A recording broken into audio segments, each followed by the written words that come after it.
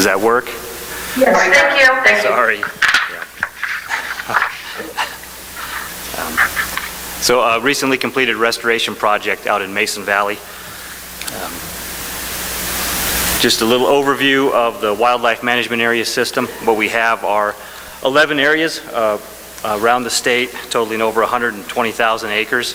And these are properties that are owned by the state or cooperatively managed under long-term lease agreements, and they're managed for their wildlife habitat values, as well as public recreation on these properties, such as hunting, fishing, wildlife viewing, and hiking. Most wildlife areas that NDOW has purchased are done because of their important wetland values that they have.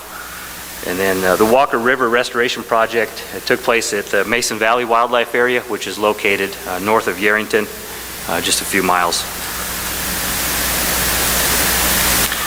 The Mason Valley Wildlife Area, it's made up of various properties that have been purchased since the mid-1950s. We purchased the Miller Ranch, the Lux Ranch, and property from the Pacific Livestock Company. And then some other purchases over the years have kind of led to this large wildlife area, over 17,000 acres.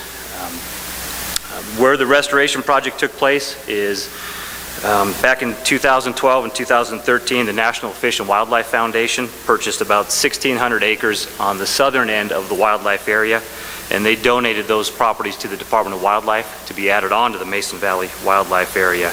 So the restoration project starts just north of the Yerington Weir, is where we started this project. This is the project plans for the restoration project.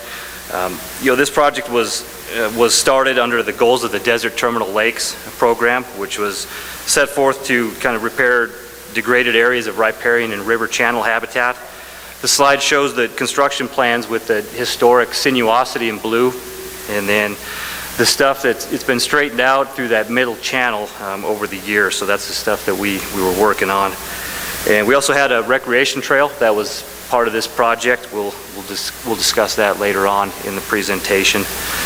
The project, like I said, it restored the physical and biological functions through the southern portion of the wildlife area to maximize, the benefits to the Walker Basin ecosystem.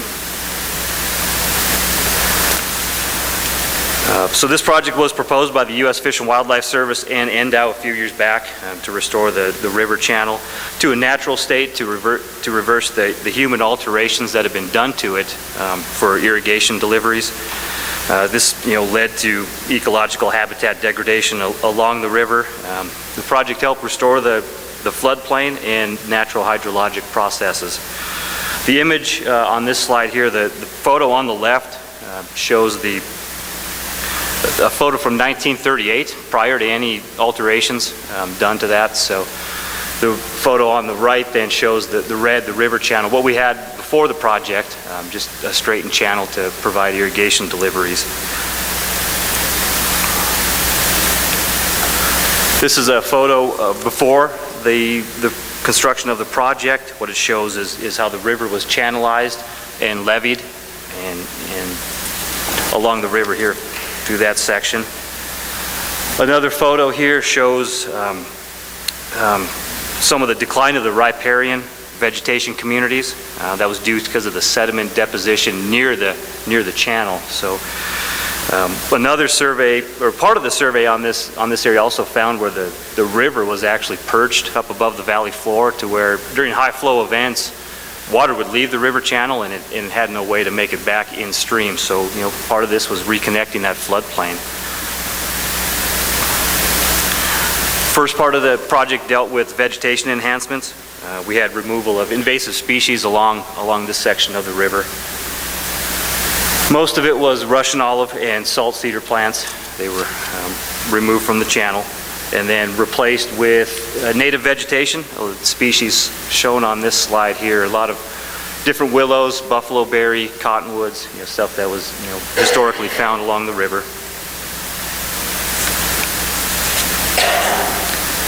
Along this section of the wildlife area, there's no cattle grazing that's done over here, but in order to protect some of the new seedings from mule deer and rabbits, we had to provide exclosures to keep them from grazing and browsing on the new plants.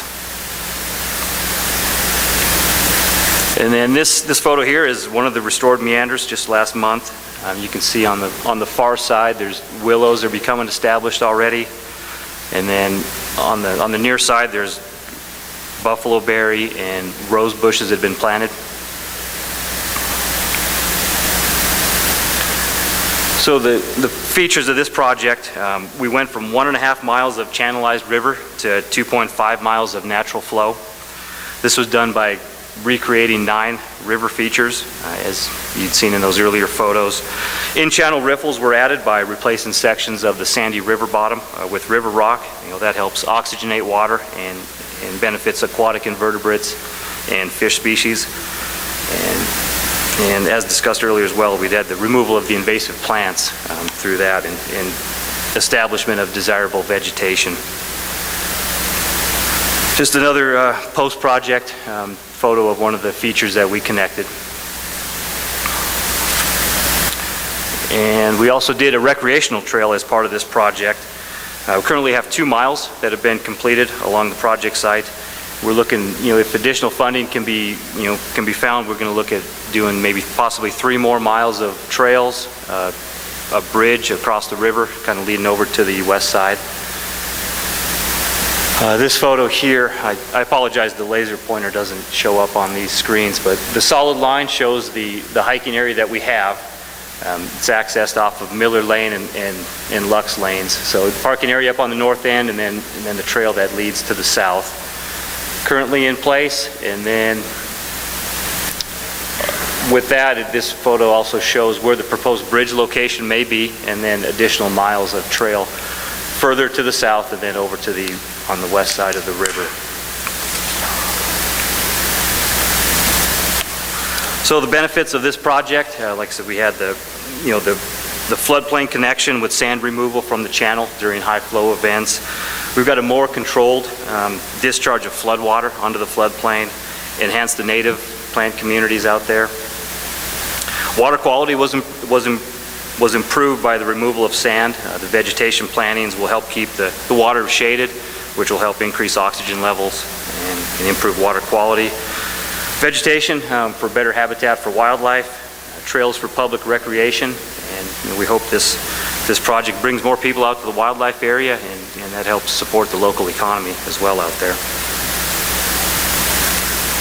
So with that, I just want to acknowledgements that the funding was made possible by the U.S. Fish and Wildlife Service, so their assistance was huge in getting this done.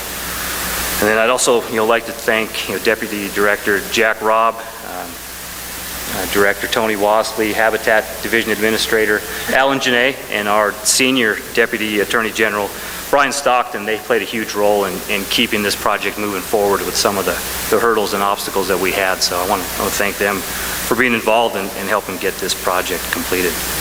And that was all I had on the presentation. I just want to throw it out there too. If anybody's interested and want to look at the project firsthand, get in touch with me. I'd be more than happy to lead a field tour out there or take you out there individually as well. Thank you, Mike. We appreciate it. Any questions from the Commission? Commissioner Hubbs.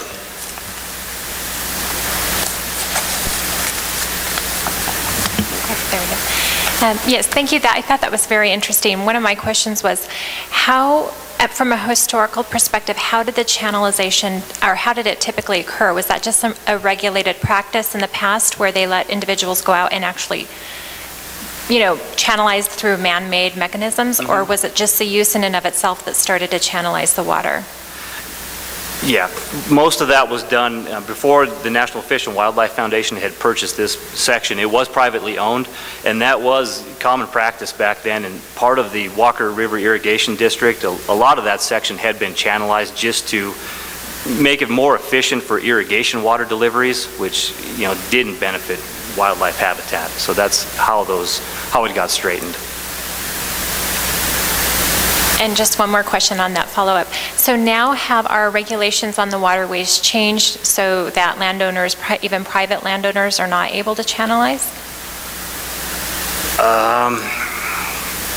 I guess I can't speak for that. I don't think anything has changed on the private lands itself. The majority of this section now of the Walker River is is owned by the state, the Department of Wildlife, and the National Fish and Wildlife has purchased a bunch of other ranches upstream. So I guess I haven't seen any channeling going on lately, but like I said, I'm not the expert on that. Commissioner McNinch.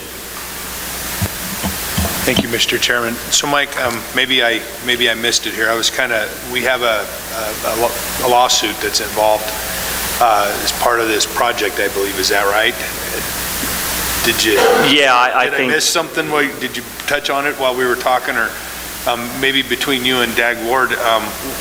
What is the status of that lawsuit? It sounds like we're in pretty good shape with the project itself, but there's still some litigation. Correct, yeah, and that's some of the stuff I wasn't directly involved with. That's why I might have to pass it over to maybe Administrator Alan Janae or Jack. Rob was involved.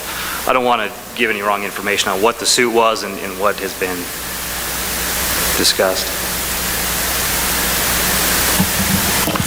For the record, Alan Janae, Habitat Division Administrator. The lawsuit was, the motion was heard by the Judge Jones. He actually rejected the motion, and basically what he found was that the water master couldn't bring suit against a water right holder, and so he rejected it. And so it was pushed out. There's been no motion by anybody else in the system to bring back forward the complaint. So at this time, we don't see anything else on the horizon. For the record, Harry Ward, Deputy Attorney General. If you'll see on the litigation update, 3A and B, there are two lawsuits involved, but Senior DAG, Brian Stockton, was the one that was handling the case, so all I have is what he submitted to me, unfortunately. It's one of those frustration things where no good deed goes unpunished. You're trying to do right by everything, and somebody files a lawsuit because you've created a new drainage, and the water that seeps into the ground in that little bit longer of an area, because it's a little bit longer, and people are filing a lawsuit because you're using more than your share of the water. I think it's just kind of an irony, but I'm glad to hear that maybe we're on the other side of it. So. Commissioner Johnston.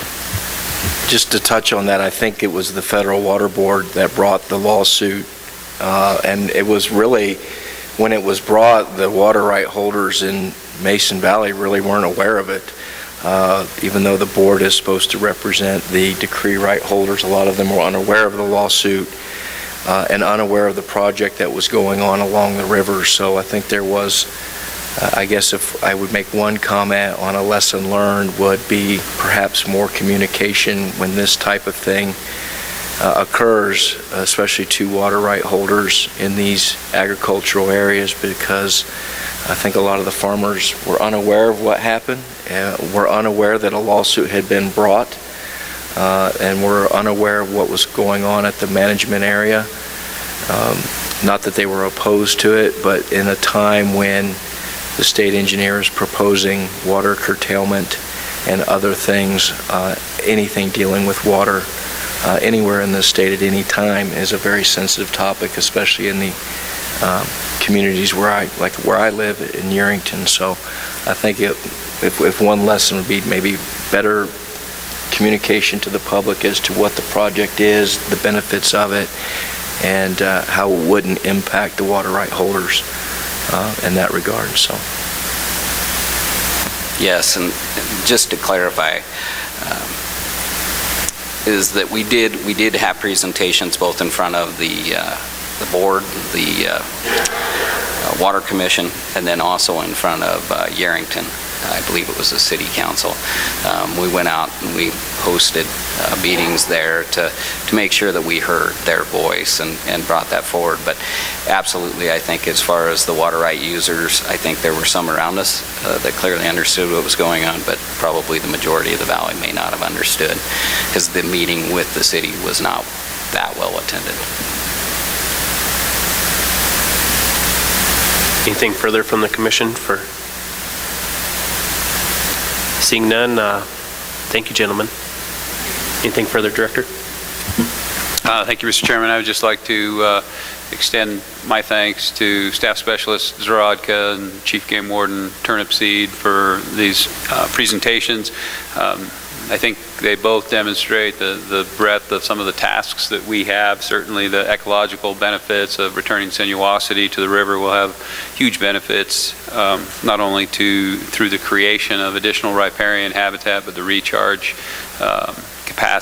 capabilities of that system. And I would like to offer that we will continue to provide these updates, again, with special attention to geography and timeliness, but I would extend an open invitation to the Commission, to the county advisory boards, to interested public, knowing where our future commission meetings are held. If there is a desire for specific updates on specific projects, please let us know, and we'll see if we can prepare something.